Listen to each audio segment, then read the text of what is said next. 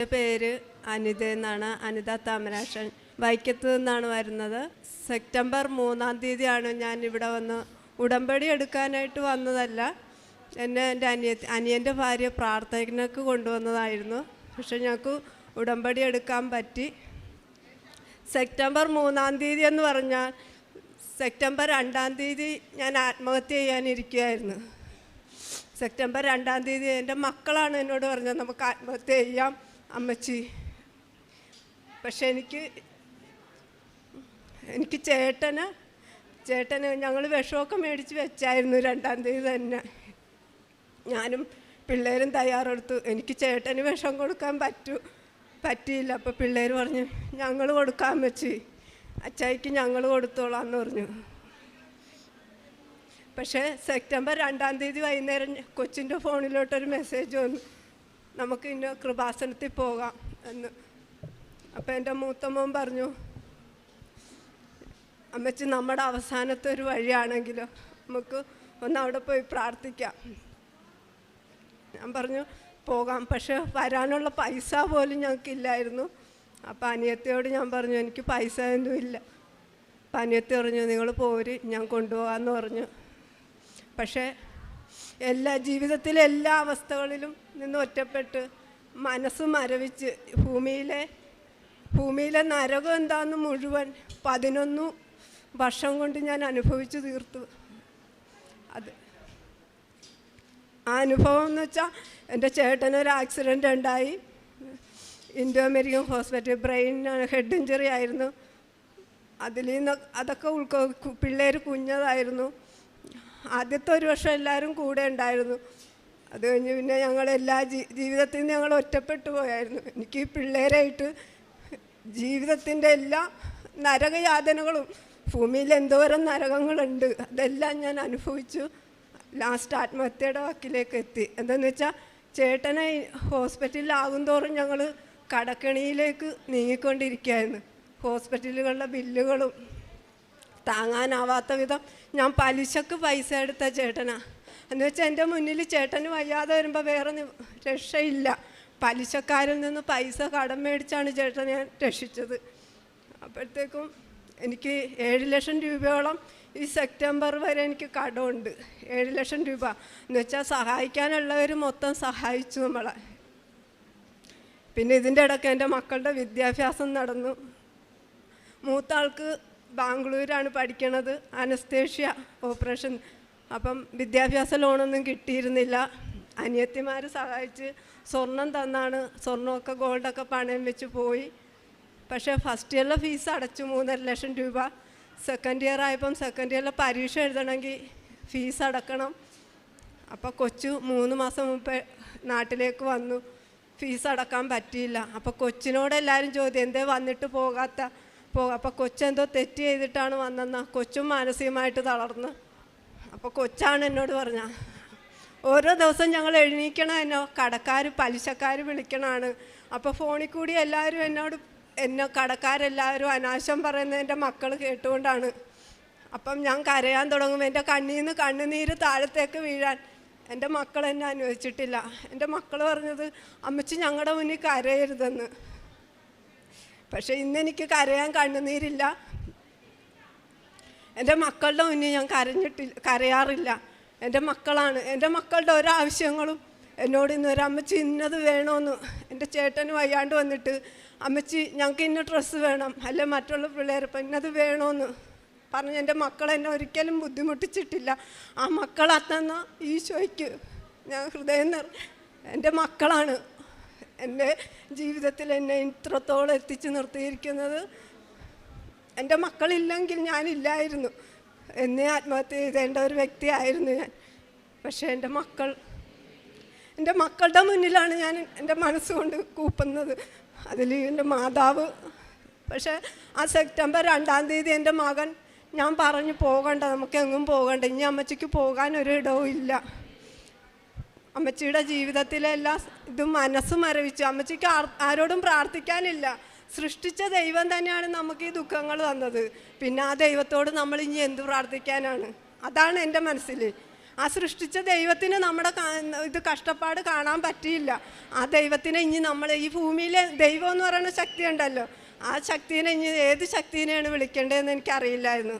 അപ്പോൾ എൻ്റെ മോൻ പറഞ്ഞു, പോകാൻ അമ്മച്ചി, പോകാൻ അമ്മച്ചി. അപ്പോൾ രാവിലെ വരെ എനിക്ക് മനസ്സില്ലായിരുന്നു പോരാ. കൊച്ചി യാത്രയായി, ഞാനും യാത്രയായി. പക്ഷെ ഇവിടെ വന്നപ്പോൾ ഉടമ്പടി എന്ന് പറയുന്ന സംഭവം, ഇവിടുത്തെ എന്താണ് പ്രാർത്ഥനകളൊന്നോ, വെറുതെ ഒന്ന് എൻ്റെ അനിയത്തി വിളിച്ചു, അവൾക്കൊരു വിഷമാകണ്ട, അയ്യോ ചേച്ചി വരാതിരിക്കുമ്പോൾ അവൾക്കൊരു വിഷമാകണ്ടെന്ന് കരുതി ഞാൻ വന്നതേ ഉള്ളൂ. പക്ഷേ എനിക്ക് വന്നപ്പോൾ ഉടമ്പടി എടുക്കാൻ പറ്റി. ഉടമ്പടി എടുത്തു. സെപ്റ്റംബർ 3-ാം തീയതി ഞാൻ ഉടമ്പടി എടുത്തു. ഉടമ്പടി എടുത്ത് എനിക്ക് പണിയൊന്നുമില്ല. കോവിഡ് വന്നപ്പം ചേട്ടനും മാനസികമായിട്ട് ഓർമ്മശക്തി നഷ്ടപ്പെട്ടു, മറവിയിലേക്കായി തുടങ്ങി. അതാണ് എന്നെ ഏറ്റവും വലിയ തളർത്തിയത്. ചേട്ടന് മറവി വന്നപ്പോൾ പിന്നെ ചേട്ടൻ്റെ കാര്യങ്ങളുകൂടി എനിക്ക് ചെയ്യേണ്ടതായിട്ട് വന്നു. ഞാനും ഒരു മാനസിക ഇതിലേക്ക് പോയിക്കൊണ്ടിരിക്കുന്ന അവസ്ഥയിൽ ഒക്കെ എത്തി. അപ്പോഴത്തേക്കും ഇതിൽ നിന്നെല്ലാം നല്ലത് ആത്മഹത്യ തന്നെയാണെന്ന് ഞാൻ ചിന്തിച്ചു. പക്ഷേ സെപ്റ്റംബർ 3-ാം തീയതി ഞാൻ ഉടമ്പടി എടുത്ത് ഇവിടെ മാതാവിൻ്റെ അടുത്ത് ഞാൻ ഒന്നും പ്രാർത്ഥിച്ചില്ല. ആ വെള്ള പേപ്പർ ക്ലാസ്സിൽ പോയിരുന്നു നിയോഗങ്ങൾ എഴുതാൻ പറഞ്ഞു. ഫസ്റ്റ് എൻ്റെ നിയോഗം എൻ്റെ മോൻ്റെ വിദ്യാഭ്യാസം തന്നെയായിരുന്നു. സെക്കൻഡ്, ഞങ്ങൾക്കൊരു വീടില്ലായിരുന്നു, ഓടിട്ട വീടായിരുന്നു പഴയത്. അത് ഒരു പ്രളയം വന്നപ്പോൾ ആ പ്രളയകാലത്ത് വീണ് തന്നെ ഇങ്ങനെ നിലമ്പൊത്തിപ്പോയി. വെറുതെ ഒരു പ്ലാസ്റ്റിക് വലിച്ചു കെട്ടി അതിൽ ഞങ്ങളൊരു മുറി ഒരു അടുക്കളയായിട്ട് ജീവിക്കുകയായിരുന്നു. ചുറ്റിനും സഹായിക്കാനുള്ള ആൾക്കാർ ഒത്തിരി ഉണ്ട്. എൻ്റെ ആൾക്കാരെല്ലാം കാശുകാരാണ്. എൻ്റെ ചേട്ടൻ്റെ വീട്ടിൽ അത്ര പൈസയൊന്നും ഇല്ലാത്തവരാണ്. പിന്നെ ചേട്ടൻ്റെ അനിയന്മാരും എന്നെ സഹായിക്കാൻ എനിക്ക് സപ്പോർട്ടായിരുന്നു. പിന്നെ ഞാൻ എൻ്റെ ആൾക്കാരുടെ അടുത്ത് ആരുടെ അടുത്തും പോയിട്ടില്ല. അവർക്ക് പൈസ ഉണ്ടെന്നും പറഞ്ഞ് എന്നെ സഹായിക്കണമെന്നും പറഞ്ഞ് അതെൻ്റെ മനസ്സിൻ്റെ ഇതായിരിക്കാം. പക്ഷേ എന്താണെന്ന് വെച്ചാൽ ഞാൻ അതിൽ നിന്നൊക്കെ ചിന്തിച്ചത് എൻ്റെ മക്കളുടെ തല ആരുടെ മുന്നിൽ, എൻ്റെ ചേട്ടന് വയ്യെന്ന് പറഞ്ഞതുകൊണ്ട് എൻ്റെ മക്കളുടെ തല ആരുടെ മുന്നിൽ താഴരുത്, അതാണ് ഞാൻ ചിന്തിച്ചത്. പക്ഷേ ഈ ഉടമ്പടി എടുത്ത് വീട്ടിൽ ചെന്ന് ഞാൻ പ്രാർത്ഥിക്കുമായിരുന്നു. പണിയൊന്നുമില്ലായിരുന്നു. എനിക്ക് കോവിഡ് വന്നു കഴിഞ്ഞപ്പോൾ എനിക്ക് കമ്പനിയിലുണ്ടായിരുന്ന പണി പോയി. അത് കഴിഞ്ഞപ്പം ഈ ഉടമ്പടി എടുത്ത് ഒരാഴ്ച കഴിഞ്ഞപ്പോൾ തന്നെ എൻ്റെ ഒരു കൂട്ടുകാരനെ വഴി വെച്ച് കണ്ട്. അപ്പോൾ കൂട്ടുകാരൻ ബാങ്കിൽ ജോലി ചെയ്യുന്നതാണ്, കോപ്പറേറ്റീവ് ബാങ്കിൽ. അപ്പോൾ അവൻ എന്നോട് ഒരു ഡെപ്പോസിറ്റ് സ്കീം ചേരാൻ പറഞ്ഞു. ഞാൻ പറഞ്ഞു എനിക്ക് ഡെപ്പോസിറ്റ് സ്കീമൊന്നും ചേരാനുള്ള സാഹചര്യം ഇല്ല, പൈസ ഇല്ല. പക്ഷേ അവൻ അതൊന്നും വിശ്വസിച്ചില്ല. അവൻ പറഞ്ഞു എൻ്റെ ഫോൺ നമ്പർ മേടിച്ചുകൊണ്ട് പോയി. ഫോൺ നമ്പറിൽ അടുത്ത ഞായറാഴ്ച അവൻ എൻ്റെ വീടിൻ്റെ അടുത്ത് വന്നിട്ട്, ഞാൻ നിൻ്റെ വീടിൻ്റെ അടുത്തെത്തി, എനിക്ക് വീടിൻ്റെ അടുത്തെത്തി, നിൻ്റെ വീട്ടിലേക്കുള്ള വഴി പറഞ്ഞാൽ തരാൻ പറഞ്ഞു. അങ്ങനെ വീട്ടിൽ വന്നു, കണ്ടു, സംസാരിച്ചു. പക്ഷേ ഞാൻ ജീവിക്കുന്ന സാഹചര്യം കണ്ടപ്പോൾ അവൻ കരഞ്ഞാണ് ശരിക്കും പോയത്. എന്ന് വെച്ചാൽ 1 തൊട്ട് 10 വരെയും പഠിച്ച എൻ്റെ കൂട്ടുകാരുണ്ടായിരുന്നു എനിക്ക്. അവരെല്ലാം വിളിക്കാൻ പറയുകയും ചെയ്തു. വരെ അവരോട് ഞാൻ എൻ്റെ ബുദ്ധിമുട്ടോ കാര്യങ്ങളോ എൻ്റെ കൂട്ടുകാരെ ഞാൻ അറിയിച്ചിട്ടില്ലായിരുന്നു. ആൺകുട്ടികളും ഉണ്ടായിരുന്നു, പെൺകുട്ടികളും ഉണ്ടായിരുന്നു. പക്ഷെ ഞാനൊഴിച്ച് എല്ലാവർക്കും ജോലിയായി. അപ്പം ഞാൻ അവരുടെ മുന്നിൽ വിദ്യാഭ്യാസം ഉണ്ടായിട്ടും എനിക്ക് ജോലിയൊന്നും കിട്ടാതെ വന്നപ്പോൾ ഞാൻ എൻ്റെ ബുദ്ധിമുട്ടുകളൊന്നും പറയാതെയായി. പക്ഷെ അവൻ എൻ്റെ ബുദ്ധിമുട്ടുകൾ കണ്ടറിഞ്ഞ് അത് കർത്താവ് അവനിലൂടെ, മാതാവാണ് ശരിക്കും അവനിലൂടെ എന്നിലെത്തിയത്. മാതാവ് തന്നെയാണ് അത്. ഈ പ്രപഞ്ചത്തോടാണ് എനിക്ക് പറയേണ്ടത്. എന്നുവെച്ചാൽ അതെന്താണെന്ന് എനിക്കറിയില്ല ശരിക്കും. ഞാൻ പ്രാർത്ഥിച്ചു, എൻ്റെ പ്രാർത്ഥനകളൊന്നും മുടക്കിയില്ല. എന്താണെന്ന് വെച്ചാൽ ഇവിടെ വന്നപ്പോൾ എനിക്ക് മനസ്സിനൊരു സമാധാനം ഉണ്ടായിരുന്നു.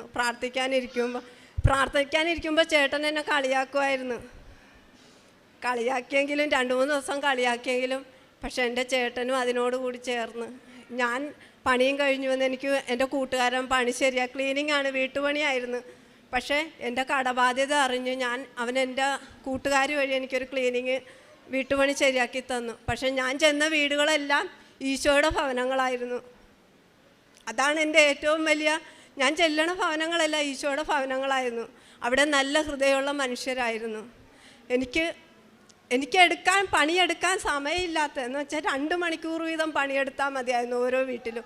അവിടെ നിന്നെല്ലാം ഓടി ഓടി ഞാൻ പണിയെടുത്ത് എൻ്റെ കടങ്ങളിൽ നിന്നും എനിക്കൊരാശ്വാസം കിട്ടി. അപ്പോഴത്തേക്കും ഒക്ടോബർ 20 ആദ്യത്തെ മാസമെത്തി. ഒക്ടോബർ 3-ാം തീയതി ആയപ്പം എനിക്ക് പണിയായി. പണിയെന്ന് വെച്ചാൽ എൻ്റെ കുഞ്ഞുങ്ങൾ ഞങ്ങൾക്കൊക്കെ ജീവിക്കണമെന്നുള്ളൊരു താല്പര്യം തുടങ്ങി അവിടുന്ന്. പിന്നെ എൻ്റെ കൂട്ടുകാരൻ വന്നത് ആ സെപ്റ്റംബർ 3-ാം തീയതി കഴിഞ്ഞ അടുത്ത ഞായറാഴ്ച എൻ്റെ കൂട്ടുകാരെല്ലാവരും എൻ്റെ ഞായറാഴ്ച എൻ്റെ വീട്ടുമുറ്റത്ത് വന്ന് എൻ്റെ അവസ്ഥ സത്യം പറഞ്ഞാൽ എനിക്കെന്താണ് അവരോടും പറയേണ്ടതെന്ന് അറിയില്ലായിരുന്നു. പക്ഷേ അവരെല്ലാം എനിക്കൊരു വീടുമായിട്ടാണ് എൻ്റെ മുന്നിലെത്തിയത്. എൻ്റെ മോൻ്റെ വിദ്യാഭ്യാസം അതെല്ലാം അവർ ആദ്യം എന്നോട് പറഞ്ഞു, നിൻ്റെ മോനെ പഠിക്കാൻ വിടട്ടെ, അത് കഴിഞ്ഞ് നിനക്ക് വീട് വെച്ച് തരാമെന്ന് പറഞ്ഞു. അപ്പം എനിക്കൊന്നും പറയാനില്ലായിരുന്നു അതിൽ. പക്ഷേ അതിന് മുപ്പാട് തന്നെ ഞാൻ ഈശോയുടെ ഒരു വീട്ടിൽ എൻ്റെ ടിജിത മാമെന്ന് പറയും മാമിനോട് ഇങ്ങനെ പറഞ്ഞു, മാം ഫീസ് അടക്കാൻ എനിക്ക് കൊച്ചു വീട്ടിൽ നിൽക്കുവാണ്. മാം വിശേഷം തിരക്കിയപ്പോൾ ഞാനിങ്ങനെ പറഞ്ഞു, കൊച്ചു സെക്കൻഡ് ഇയർ ആയി, മാം ഫീസ് അടച്ചിട്ടില്ല. അപ്പം മാം പറഞ്ഞു, അനിത കൊച്ചിൻ്റെ ഇതൊക്കെ ഇട്, ഫോണിലൂടെ ഇടെന്ന് പറഞ്ഞു. പക്ഷേ മാം പറഞ്ഞെങ്കിലും മാം സഹായിക്കില്ല എന്ന ഒരു ഇതിൽ ഇരുന്നു. പക്ഷേ മാം തന്നെ എന്നോട് ഞാൻ ചോദിച്ചു, അനിത എന്താ കൊച്ചിൻ്റെ കാര്യം പറഞ്ഞിട്ട് ഒന്നും പറയാത്തേന്ന് ചോദിച്ചു. ഞാൻ പറഞ്ഞു, മാം എന്നോടൊന്നും തിരിച്ചൊന്നും പറഞ്ഞില്ലല്ലോ, അതുകൊണ്ടാണ് മാം സഹായിക്കില്ലെന്ന്. അപ്പം പിറ്റേ ഒരു ദിവസമേ മാമിൻ്റെ ഫോണിലൊക്കെ ഞാൻ ഇട്ടുള്ളൂ. പക്ഷേ എൻ്റെ കൊച്ചിന് 3 ദിവസം കൊണ്ട് തന്നെ 1,70,75,000 രൂപ ഫീസ് വേണമായിരുന്നു. ആ 3 ദിവസം കൊണ്ട് 1,70,75,000 രൂപയും ആ മാം തന്നു. എൻ്റെ കൊച്ചിനെ കയറ്റിവിട്ടു. എൻ്റെ കൊച്ചിന് പഠിക്കാനുള്ള ഡ്രസ്സുകളും എല്ലാം ആ മാം തന്നു. പക്ഷേ ആ മാമിലൂടെ ഞാൻ കണ്ടത് എൻ്റെ മാതാവിനെ തന്നെയാണ്. അത് ശരിക്കും അവിടെ 2 കുഞ്ഞു കുട്ടികളുണ്ട്. ഇത് എന്താ ഈശോയും മാതാവും തന്നെയാണ്. ആ മാതാവ് മാമിലൂടെ എൻ്റെ മാതാവാണത്. ഞാൻ അതാണ് കാണുന്നത്. ആ മാമിൽ നിന്ന് തുടങ്ങി, ടിജിത മാമിൽ നിന്ന് തുടങ്ങി എൻ്റെ കൂട്ടുകാർ വരെ എത്തിയിരുന്നു. ഇന്നെൻ്റെ കൂട്ടുകാരും മാതാവാണ് ശരിക്കും. ഞാൻ അവിടെ ചെല്ലുമ്പോൾ ആ മാതാവെന്ന് വെച്ചാൽ എന്നെ ഒരു മകളെപ്പോലെയാണ്. എന്ന് വെച്ചാൽ എൻ്റെ എന്നേലും പ്രായക്കുറവുള്ളൊരു എന്നൊരു കൂട്ടുകാരിയാണ്, കൂടപ്പിറപ്പോ എല്ലാമാണ് എനിക്കെല്ലാം. എന്ന് വെച്ചാൽ നമ്മളോട് സംസാരിക്കാൻ അത്രയും പവറിലും പ്രസക്തിയുള്ളൊരു നമ്മളൊരു സെർവൻ്റ് അല്ല എൻ്റെ മുന്നിലിരിക്കുന്നത്, അതല്ല. പക്ഷേ അവിടെ ആ മാമു എന്നോട് പറയണ, കരയരുത്, ഒരിക്കലും കരയരുത്, എന്നെ എന്ത് പറഞ്ഞാലും ചിരിപ്പിക്കാനേ, അനിത ഒന്ന് ചിരിച്ചേ, ഞാനൊന്ന് കാണട്ടെ എന്ന് പറയുമ്പം മാമ എനിക്ക് എന്നാ പറഞ്ഞാൽ ചിരിക്കണ്ടേ എന്ന് ഞാൻ തിരിച്ചു വയ്ക്കുമ്പോൾ പറയും, ചിരിക്കാനുണ്ട് അനിത, ഒരുപാട് ചിരിക്കാനുള്ളതാണ് ഈ ലോകമെന്ന് പറയും. പക്ഷെ മാമിലൂടെ ഞാൻ കണ്ടത് മാതാവിനെ തന്നെയാണ്. ഇന്ന് ഒക്ടോബർ 3-ാം തീയതി ആയപ്പോൾ 1 മാസമായി ഉടമ്പടിയുടെ. ഒക്ടോബർ 3-ാം തീയതി കഴിഞ്ഞ് അടുത്ത ഞായറാഴ്ച ആയപ്പം എൻ്റെ കൂട്ടുകാർ വന്ന് വീടിൻ്റെ പ്ലാൻ തന്നു എൻ്റെ കയ്യിൽ. 2 മുറി, hall, dining hall, sit out, work area, kitchen, bathroom, ഇത്രയുള്ളൊരു പ്ലാൻ എൻ്റെ കയ്യിലേക്ക്, ഇതാണ് നിൻ്റെ വീടിൻ്റെ പ്ലാൻ എന്ന് പറഞ്ഞു. ഞാൻ പറഞ്ഞു, എനിക്കിത് മതി. എനിക്ക് വേണ്ടിയിരുന്നത് മഴ പെയ്താൽ ചോരാത്തൊരു വീട്, കിടന്നുറങ്ങാനൊരു കാല് നിവർത്തി, എനിക്ക് കാല് നീളത്തിൽ നമുക്കൊന്ന് കിടന്നുറങ്ങാനുള്ളൊരു സ്ഥലം, അത്രയും മതിയായിരുന്നു എനിക്ക്. ഭൂമിയിൽ പിതാവ് പറഞ്ഞിട്ടില്ലേ, പറവകൾക്കും എന്താ ബൈബിൾ, എനിക്കറിയില്ല, ഞാനൊരു ഹിന്ദുവാണ്, എന്നാലും എനിക്ക് അറിയില്ല. നമുക്ക് ഭൂമിയിൽ 6 അടി മണ്ണ് വേണമെന്ന് മാത്രമേ നമുക്കറിയുള്ളൂ. അത്ര ഒരു സ്ഥലം മതിയായിരുന്നു. അത്രയും ഞാൻ ഈ ഭൂമിയിൽ ആഗ്രഹിച്ചിട്ടുള്ളതാണ്. എൻ്റെ സ്വപ്നങ്ങളൊക്കെ നിന്നേ നശിച്ചതാണ്. സ്വപ്നങ്ങളില്ല ഇപ്പോഴും. പക്ഷേ എൻ്റെ മക്കളിൽ എനിക്ക് സ്വപ്നങ്ങൾ തന്നു തുടങ്ങി, എൻ്റെ കൂട്ടുകാർ തന്നു തുടങ്ങി, ടിജിത മാം തന്നു തുടങ്ങി. ഇന്ന് ഒക്ടോബർ 20 ആ പ്ലാൻ തന്നു കഴിഞ്ഞ് ഒരാഴ്ച കഴിഞ്ഞപ്പോൾ എൻ്റെ വീടിൻ്റെ തറക്കല്ലിടിയിൽ നടന്നു. അത് കഴിഞ്ഞ് കട്ടളപ്പോൾ ഒരാഴ്ച, ഓരോ ഞായറാഴ്ചകളും എനിക്ക് വിലപ്പെട്ടതായിരുന്നു. എന്ന് വെച്ചാൽ ഈ ഉടമ്പടി എടുത്തിട്ട് ഈ ഓരോ ഞായറാഴ്ച എനിക്ക് പണിയില്ലാതെ ഉള്ളത് ഞായറാഴ്ച ദിവസമാണ്. ആ ഞായറാഴ്ച ദിവസം എല്ലാം ഞാൻ മാതാവിൻ്റെ അടുത്ത് വന്ന് പ്രാർത്ഥിച്ചിട്ട് പോകാറുണ്ട്. വെറുതെ ഒന്ന് ജസ്റ്റ് ഈ അൾത്താരയിൽ വന്ന് പ്രാർത്ഥിച്ചിട്ട് ഞാനങ്ങ് പോകും. എനിക്ക് മാതാവിനോട് പറഞ്ഞു, എനിക്ക് സമയമില്ല മാതാവേ, എൻ്റെ മുന്നിൽ എൻ്റെ തോളിൽ വലിയ വലിയ ഭാരങ്ങൾ ഇരിക്കണം എന്ന് പറഞ്ഞു. അപ്പോഴത്തേക്കും ഇന്ന് ഒക്ടോബർ 23-ാം തീയതി കഴിഞ്ഞു. എൻ്റെ വീടിൻ്റെ വാർക്കൽ കഴിഞ്ഞു. എൻ്റെ വീടിന് ഇനി വയറിങ്ങും പ്ലംബിങ്ങും ഫ്ലോറിങ്ങും കൂടിയേ ഉള്ളൂ. അതെന്താണെന്ന് എനിക്കറിയില്ല. അത് ശരിക്കും ഇനി ഡിസംബർ 3-ാം തീയതി വരുമ്പോൾ എൻ്റെ ഉടമ്പടി തീരും. എൻ്റെ കൊച്ചിൻ്റെ ഫീസ് അടച്ചു, എൻ്റെ കൊച്ചു പഠിക്കണം. അപ്പം എൻ്റെ കൊച്ചും വന്നിട്ടുണ്ട് പ്രാർത്ഥിക്കാൻ വേണ്ടി. എൻ്റെ മോൻ ഇന്നലെ വന്നു, ബാംഗ്ലൂരിൽ നിന്ന് വന്നിട്ടുണ്ട്, എൻ്റെ കൂടെ ഉണ്ട്. എന്താണെന്ന് എനിക്കറിയില്ല. മാതാവിൻ്റെ മുന്നിൽ എനിക്ക് കരയണമെന്ന് അറിയില്ല ഇപ്പം. എന്താണെന്ന് വെച്ചാൽ മാതാവ്, ഞാൻ പ്രാർത്ഥിക്കാനിരിക്കുമ്പോൾ തന്നെ ഒരാഴ്ച കഴിഞ്ഞപ്പോൾ എനിക്കറിയാം മാതാവ് കുഞ്ഞ് എന്ന് വെച്ചാൽ എനിക്കൊരു മെഴുകുതിരി കത്തിച്ച് വെക്കാൻ പോലും മാതാവിൻ്റെ ഒരു മെഴുകുതിരി കത്തിച്ച് വെച്ച് പ്രാർത്ഥിക്കാൻ പോലും എനിക്ക് മുട്ടുന്നു. ആ വീട്ടിൽ സ്ഥലമില്ലായിരുന്നു, ആ ഒറ്റമുറി വീട്ടിൽ സ്ഥലമില്ലായിരുന്നു. അതാണ് സത്യം. ആ മാതാവ് ഞാൻ പ്രാർത്ഥിക്കുന്ന സമയത്ത് ഇതേ രൂപം തന്നെയാണ് എൻ്റെ മുന്നിൽ പ്രാർത്ഥിച്ചു കഴിഞ്ഞപ്പോൾ എനിക്ക് ആ മാതാവ്, എൻ്റെ ഈ ഫ്രണ്ടിൽ നിൽക്കുന്ന മാതാവ്. അപ്പം ആ മാതാവേന്ന് വിളിച്ചൊന്ന് തൊടാൻ ചെന്നപ്പോൾ മാതാവില്ല. അത് എങ്ങനെ നിങ്ങൾ വിശ്വസിക്കുമെന്ന് എനിക്കറിയില്ല. പക്ഷേ എൻ്റെ വിശ്വാസം എൻ്റെ മാതാവിനോട് തന്നെയാണ്. എനിക്ക് കരയാനില്ല ഇനിയൊന്നും. അതുകൊണ്ട് എനിക്ക് ഇനിയും ഉടമ്പടി എടുക്കണം. എൻ്റെ ആവശ്യങ്ങൾ നിറവേറ്റാനല്ല, എൻ്റെ ആവശ്യങ്ങൾ മാതാവിനെ കൊണ്ട് സാധിക്കാൻ വേണ്ടിയല്ല. എനിക്കൊരു ഞായറാഴ്ചയാണേലും കിട്ടുമെങ്കിൽ ആ ഞായറാഴ്ച മാതാവിൻ്റെ അടുത്ത് വന്നൊന്ന് നന്ദി പറയാൻ. ഒരാളോട് പോലും സംസാരിക്കാൻ എനിക്ക് പേടിയായിരുന്നു. അവരെന്നെ വഴക്ക് പറയുമോ എന്ന് വെച്ചാൽ എല്ലാവരുടെയും വഴക്കുകൾ കേട്ട്. പക്ഷെ മാതാവ് എനിക്ക് എല്ലാം തന്നു കഴിഞ്ഞപ്പോൾ പെട്ടെന്ന് ഈ 3 മാസം കൊണ്ട് മാതാവ് എനിക്കെല്ലാം തന്നു. പക്ഷേ എൻ്റെ കൂടപ്പുറപ്പങ്ങളില്ലാതെയായി, എൻ്റെ ബന്ധങ്ങളില്ലാതെയായി. അതുകൊണ്ട് അതെന്താണെന്ന് എനിക്കറിയില്ല. സാമ്പത്തികത്തിൻ്റെ ഇതുകൊണ്ടാണ്. അവരൊക്കെ എല്ലാവരും എൻ്റെ കൂടപ്പുറപ്പങ്ങൾ പോലും എന്നിൽ നിന്ന് അകന്നു. അത് ഏറ്റവും വലിയ വേദനയായിട്ട് തന്നെ എനിക്ക് കിടക്കുകയാണ്. എന്നുവെച്ചാൽ അവരുടെ ഒപ്പം എത്താൻ എനിക്ക് ആയില്ല. എൻ്റെ ഹസ്ബൻഡ്, എൻ്റെ കൂടപ്പുറപ്പങ്ങളൊക്കെ എന്നേലും വലിയ ഉയരത്തിലാണ്. ആയിക്കോട്ടെ, എനിക്ക് അവർക്കൊന്നും വരുത്തരുത് എന്നുള്ള പ്രാർത്ഥന മാത്രമേ ഉള്ളൂ. പക്ഷേ എല്ലാവരും സമ്പത്തിൻ്റെ പേരിൽ നമ്മുടെ ഭൂമിയിൽ എനിക്കൊന്നേ പറയാനുള്ളൂ, സമ്പത്തിൻ്റെ പേരിൽ ഒരിക്കലും മനുഷ്യർ ആരും ഒരാളെപ്പോലും കുറച്ച് കാണരുത്. നമ്മളെല്ലാവരും മാതാവിൻ്റെ മക്കളാണ്. മാതാവിന് മക്കൾക്ക് പിതാവും മാതാവും മക്കൾക്ക് സാധിച്ചു തരാത്ത ഒരു കാര്യവും ഈ ഭൂമിയിലില്ലെന്ന് എനിക്ക് എൻ്റെ ജീവിതത്തിലൂടെ ഈ മാതാവിലൂടെ മനസ്സിലായി കഴിഞ്ഞു. സഹോദരി അനിതയുടെ സാക്ഷി നമ്മൾ കേൾക്കുകയായിരുന്നു. വളരെ ഹൃദയസ്പർശിയായ ഒരു സാക്ഷ്യമായിരുന്നു. മകളുടെ ജീവിതത്തിൽ നമ്മളെല്ലാവരും കരയിച്ചിട്ടുണ്ട്, എല്ലാവരും കണ്ണു നിറഞ്ഞിട്ടുണ്ട്. ഞാൻ കാണുന്നുണ്ട്, എൻ്റെയും കണ്ണു നിറഞ്ഞു. പക്ഷേ മകൾ പറയായിരുന്നു എനിക്ക് കരയാൻ പറ്റുന്നില്ല. ഈ ഉടമ്പടി എന്ന് പറഞ്ഞ പ്രാർത്ഥന ശരിക്കും അതൊരു പ്രാർത്ഥന മാത്രമല്ല, ചൊല്ലുന്ന പ്രാർത്ഥനയല്ല, ചെയ്യുന്ന പ്രാർത്ഥനയാണെന്ന് ജോസഫ് അച്ഛൻ എപ്പോഴും പറയുന്നുണ്ട്. അത് മകൾക്ക് വലിയൊരു ആത്മധൈര്യം ഇതിലൂടെ കിട്ടിയെന്നുള്ളതാണ് നമുക്ക് മനസ്സിലാക്കാൻ പറ്റുന്നത്. സഹോദരി ഇവിടെ വന്നിട്ട് കരയാൻ പറ്റുന്നില്ല. സംസാരം കേട്ടിട്ട് നമ്മളെല്ലാം കരഞ്ഞുപോയി, അവരുടെ അനുഭവം കേട്ടിട്ട് നമ്മളെല്ലാം കരഞ്ഞുപോയി. പക്ഷേ മകൾക്ക് കരയാൻ പറ്റുന്നില്ല. വലിയൊരു ആത്മശക്തി, ആത്മധൈര്യം ഈ അമ്മ കൃപാസന മാതാവ് കൊടുത്തതായിട്ട് മകൾ പറയുന്നു. ഒരു മനുഷ്യൻ ഒരു ഭൂമിയിൽ അനുഭവിക്കാവുന്നതിൻ്റെ എല്ലാ വേദനകളും ദുഃഖങ്ങളും കഷ്ടതകളും എന്തെല്ലാം അനുഭവിക്കാവോ അതെല്ലാം അനുഭവിച്ച ഒരു വ്യക്തിയാണ് നമ്മുടെ മുൻപിൽ നിൽക്കുന്നത് സാക്ഷിയായിട്ട്.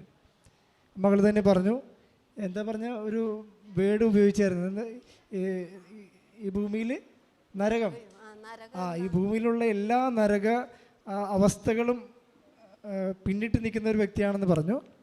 പിന്നെ സങ്കീർത്തനം 91-ാം അധ്യായത്തിൽ ഒരു വചനമുണ്ട്, മരണത്തിൻ്റെ നിഴൽ വീണ താഴ്വരയിലൂടെ ഞാൻ നടക്കുന്നെങ്കിലും അവിടുന്ന് കൂടെയുള്ളതിനാൽ ഞാൻ ഭയപ്പെടുകയില്ലെന്ന്. അപ്പോൾ ഈ മകളെ താങ്ങുന്ന ഒരു ശക്തി മകളുടെ കൂടെ ഉണ്ടായിരുന്നു. ഈ മണ്ണിൽ കാലുകുത്തിയത് മുതൽ അവർക്ക് കിട്ടിയ അനുഗ്രഹങ്ങൾ അവർ സാക്ഷ്യപ്പെടുത്തി. ഓരോ വ്യക്തികളിലൂടെ അവർക്ക് വലിയ അനുഗ്രഹങ്ങൾ ലഭിച്ചു. പരിശുദ്ധ അമ്മയാണ് ഓരോ വ്യക്തിയിലൂടെയും പ്രവർത്തിച്ചെന്ന് മകളെ സാക്ഷ്യപ്പെടുത്തി. ഇന്ന് കരയാൻ പോലും പറ്റാത്ത മനസ്സുമായി, ഉറച്ച മനസ്സുമായി എനിക്ക് ചിരിക്കാൻ പറ്റും. അതാണ് ഏറ്റവും വലിയ സാക്ഷി. ഒരു ഉടമ്പടി എടുത്ത ഒരു വ്യക്തിക്ക് കിട്ടുന്ന ഏറ്റവും വലിയ ആത്മശക്തി എന്ന് പറഞ്ഞാൽ പരിശുദ്ധ അമ്മ കൂടെ ഉണ്ടെന്നുള്ള ബോധ്യമാണ്. അമ്മ കൂടെ നടന്ന് അവരുടെ ജീവിതത്തിൻ്റെ എല്ലാ സാഹചര്യങ്ങളെയും അനുഗ്രഹിച്ച് അവരെ ഇന്ന് ഉയർത്തി ഈ അമ്മയുടെ മുൻപിൽ ഈ അൾത്താരയിൽ നിന്ന് നിർത്തിയിട്ടുണ്ടെങ്കിൽ അവരുടെ ജീവിതത്തിലും ഇനി തുടർന്നും അനുഗ്രഹങ്ങളായിരിക്കും ലഭിക്കുക. അപ്പോൾ ഇത്രയധികം നന്മകളും കൃപകളും ചൊരിഞ്ഞ പരിശുദ്ധമ്മയ്ക്കും തിരുക്കുമാരൻ നന്ദി പറഞ്ഞ് കരങ്ങൾ ഉയർത്തി ശക്തമായി കരങ്ങളടിക്കാം. Hallelujah, hallelujah. യേശുവേ നന്ദി, യേശുവേ സ്തുതി. Hallelujah, hallelujah.